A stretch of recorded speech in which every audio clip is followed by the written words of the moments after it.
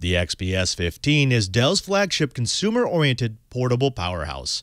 At 0.31 to 0.71 inches thick, 14.65 inches wide, 10 inches deep, and 4.4 pounds heavy, the XPS 15 is an uber-powerful Windows 8.1 64-bit notebook in a beautiful aluminum and carbon fiber shell. The 2015 XPS 15 series starts at $1,600, but the unit we reviewed was Dell's top-of-the-line model priced at $2,549.99. The centerpiece of the XPS 15 is a 15.6-inch 3840 by 2160 true 4K lipless IPS screen topped by edge-to-edge Gorilla Glass and outfitted with 10-point multi-touch. Under the hood of the XPS 15 beats a 4th-gen Intel i7-4712HQ CPU running at 2.3 GHz with a turbo mode of 3.3 GHz, 16 GB of DDR3 memory, and an NVIDIA GeForce 750 GPU with 2 GB of dedicated GDDR5 memory. Supporting all that speed is a 512 GB SSD on an upgradable mSATA card, 802.11a, B, G, and AC wireless, and a Bluetooth 4.0 module. Port-wise, the XPS 15 is well loaded. The left side of the notebook houses the power connector, full-size HDMI, mini DisplayPort, 2 USB 3.0 ports, a combo audio port, and an LED battery power readout. The right side adds an additional USB 3.0 port, plus a USB 2.0 media card reader and a security port. All the USB ports include power share, so you can charge your USB devices with the laptop's battery, even if the laptop is off. Protecting all the tech is a brushed aluminum lid and a carbon fiber composite base. Performance-wise, the XPS 15 is top shelf. In PC Mark Vantage, it scored a low of 2516 and an average of 2630. In 3D Mark CloudGate, the XPS 15 notched 9812. To be clear, these aren't gaming notebook numbers, but then again, the XPS 15 isn't a gaming notebook. Alright, enough with the spec candy. Let's talk about real-world usage. First up, input. Having a 15.6-inch screen, the deck of the XPS 15 is spacious. The glass touchpad is large, responsive, and well-placed. The keyboard is firm with plenty of travel for its non-slip keys, though I was left wondering why Dell didn't opt to make it larger given all the extra room. The keyboard backlighting is just right. Not so bright that it's annoying in a dark room, but bright enough to be seen in regular lighting. Dell outfitted the deck with a matte finish silicone cover to act as a wrist rest, and also because it just looks good.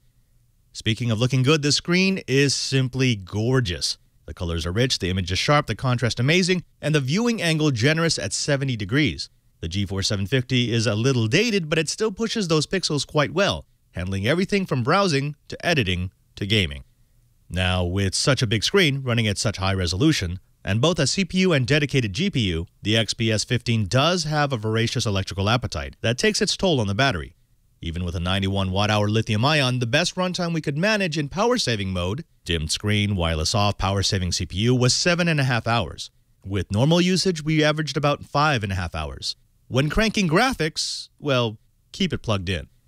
As for the rest, the sound is above average, the webcam is so-so, and the fan is ultra-quiet. In fact, it might be too quiet. The XPS 15 uses a heat spreader to good effect, allowing the fan to run slowly or not at all, but the bottom of the laptop can get uncomfortably warm while number crunching. Now, this is a beautiful box. It really is. Everything from the screen to the edge-to-edge glass to the rubberized palm rest. It just feels good. It works well. It doesn't lag at all. Even the touchscreen is useful.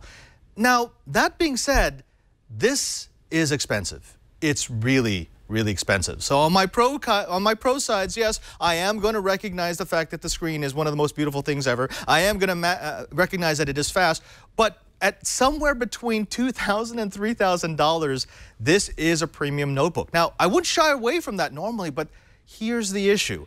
There is another version of this. It's called the Inspiron 3800. It's the one that I liked so much last year. It doesn't have as big of a battery. It doesn't have some of the bells and whistles that this has on the consumer side, but it is a business laptop that runs even faster because it has a better video card.